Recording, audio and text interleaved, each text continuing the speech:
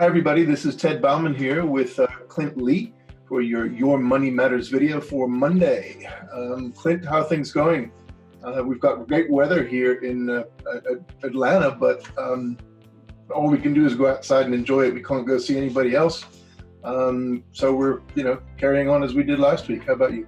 Yeah, same here. Ohio is still under shelter-in-place rules, at least for the next couple of days. We'll see if they extend that. But yeah, same as where you're at. We're finally getting some nice weather around here, so at least we can enjoy being outside.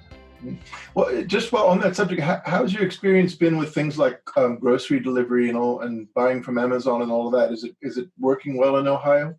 It's a little hit and miss. So yeah, I honestly, I'm a Amazon Prime member, and we got on to try to order some groceries the other day. And it seemed like as I was filling up my cart, all of a sudden things that I'd put in were all of a sudden unavailable. So it's been a little hit or miss on the availability, which is to be expected. But all in though, we've for the most part been able to get what we need and prevent us from venturing outside the house to try to stop the spread of the virus. Right, and it's been pretty much the same here. I think one of the interesting things about it, Atlanta is a major regional hub, so we tend to be relatively well stocked relative to other parts of the country. But what interests me about this is it's a good starting point for our discussion today, which is that a lot of people are looking at companies that are benefiting from this situation. Companies maybe like Instacart or Grubhub or DoorDash or whatever, and saying now's the time to invest in them. But there's a lot more to investment than that, and I want to ask you, people keep talking about opportunities in the market, as though that stock price movement was all that matters, but it isn't, right? I mean, there's a lot more to making an investment in a company than just its short-term price momentum. What are you looking at to determine whether or not a company is really worth buying under these circumstances? Oh yeah, so I mean, buyer beware, right? I mean, along with the cheap prices, you have to know what you're getting into, and for me, especially during these types of crisis times, the first thing I want to know about is balance sheet health. I want to know the financial quality, the financial health of the company in question, because I mean, we've seen the jobless numbers these last couple of weeks. I mean, the economy is effectively shut down, and you want to make sure that these companies are healthy enough to make it through this, hopefully without having to seek some sort of bailout assistance. So the first place I look is the balance sheet. I look for cash-rich companies with relatively low levels of debt. There's a lot of ratios you can look at, a debt-to-equity ratio or debt as a percent of total capital. At the end of the day, what you want to see is obviously companies with lower debt loads to be able to weather this crisis more thoroughly. Yeah, and that would include a lot of the big companies, the big technology companies that have amassed these enormous cash piles. Companies like Apple and Amazon and Google and all these. But there are a lot of companies that seem successful that actually don't have a lot of cash because they've engaged in stock buybacks, and they've basically thrown away a lot of the cash that they had to try to boost their share prices. Are there any particular sectors that right now do you think are more risky than others because of debt issues? Yeah, and you can see that in some of the yield spreads. I mean, one that comes to mind right away is the energy sector. The energy sector, when you look at an equity index like the S&P 500, the energy sector only makes up 2 or 3% of the index. Because of the debt they've taken on, when you look at a bond index, a high yield index, they actually make up about 10%. So there's that relative discrepancy between how much money they've raised with issuing equity versus how much money they've raised by taking on debt.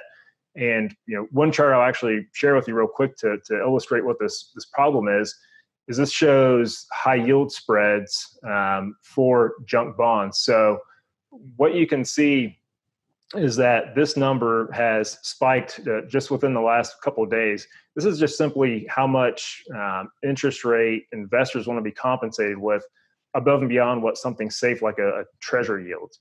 And so that number was right around 2% or so before this crisis. It's jumped up to about 8 or 9% here recently. And it shows the additional risk out there, the additional demand for compensation that bondholders want to see, and this has been especially true within the energy sector.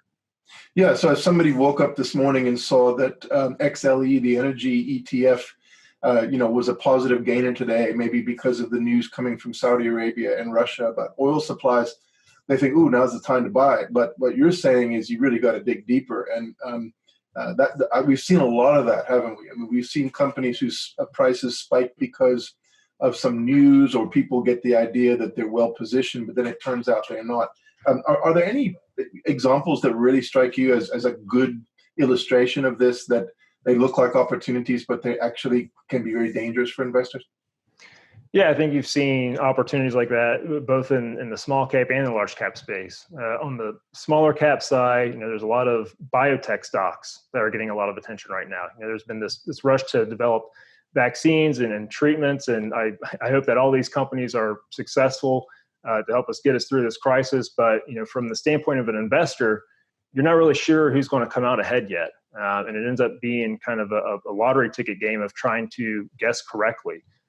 One name like Inovio Pharmaceuticals, I mean, they were trading around $2 and $3 a share last year, spiked up as high as $15, $16 a share this year.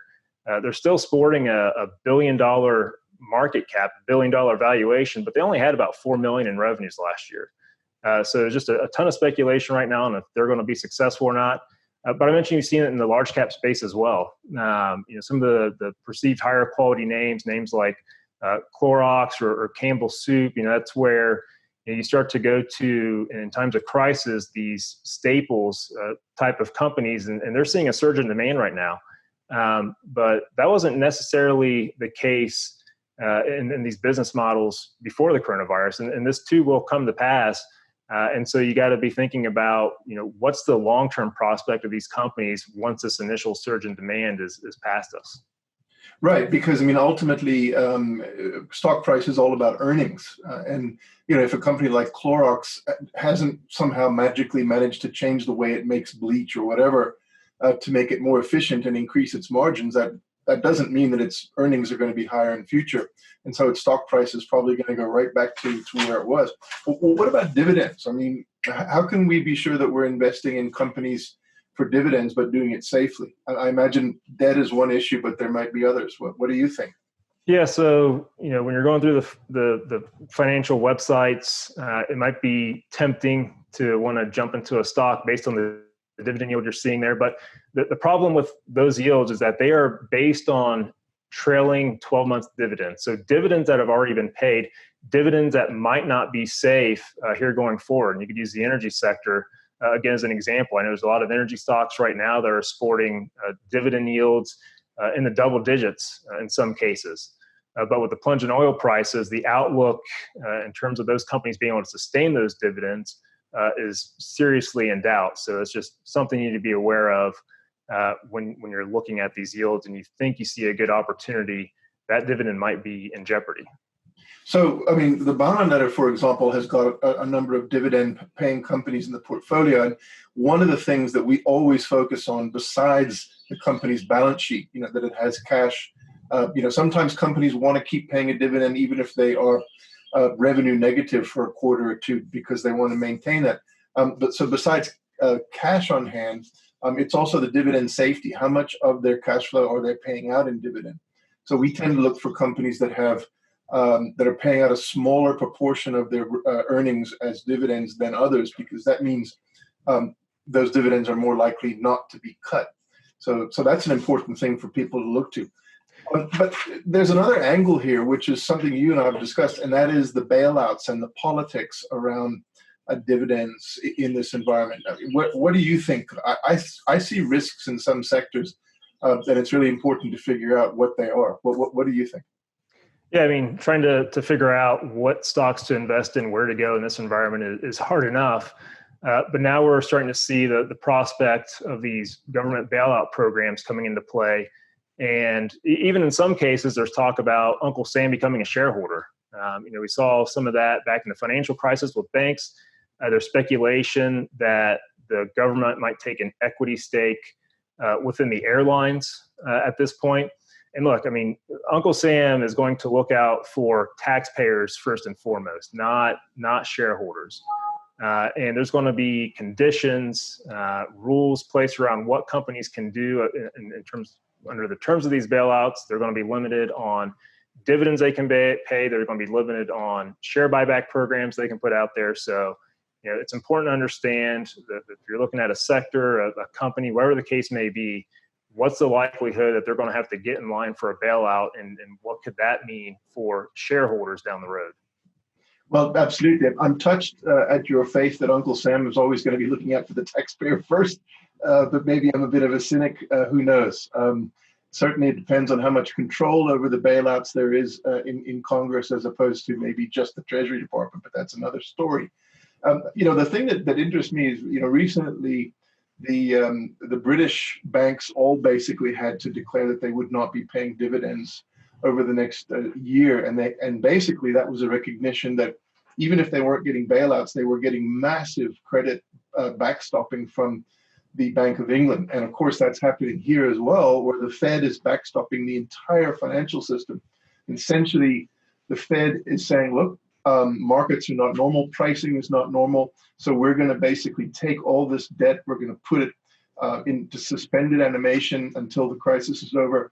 Then we're going to release it back to the market, and you guys can buy it at market-related prices, not crisis prices. That's great, but it means that those banks are effectively being shielded from losses. So I think that there may be some dividend issues coming up politically because of those kind of things as well. When people start cottoning on to the fact that some companies are basically paying out dividends to shareholders, even though they are being subsidized kind of indirectly. And so that's something we have to be careful of. So what's the summary? How can our readers invest safely in this environment? What should they be doing? Who should they be listening to? How can they do it? Well, as you mentioned before, we're at the Bauman letter. We're obviously doing a lot of work in terms of understanding what these companies, their conditions are, the business prospects, balance sheet health, ability to sustain their dividend payments. All these things are of paramount importance to us when we are recommending positions. As we talked about here today, there's just so many different considerations to be aware of when you're looking underneath the hood for these companies, but then you throw in the prospect of government bailouts as well. There's just so many variables coming at us from so many different angles that you really need to rely on somebody who's able to go in and do a really thorough job in understanding and interpreting what the prospects are for these companies. Right. Now, obviously we're going to toot our own horn a little bit here, but I can tell you that I've been working on our next Bauman letter report, which is going to be about strategies to survive the situation. And really, the thing I think that motivates us, and I know that you feel the same way, is that we're looking for safety, gains with safety. We're not looking to speculate really in this environment. And we're looking at safe gains. We're looking at capital preservation, a dividend income that's not going to be affected by the factors that you see. So for anybody who's not currently subscribed to the Bauman letter, we do have this major report coming out that's going to be showing a bunch of steps that you can take to preserve your capital, to grow it safely, and get through this crisis. So please do have a look at the link under this video. That's it for us. Let's hope the weekend goes well for you, Clint. For all of you out there, stay safe. If the weather's good, no problem going outside, just keep your distance. Anyway, this is Ted Bauman and Clint Lee signing off. We will talk to you again next week.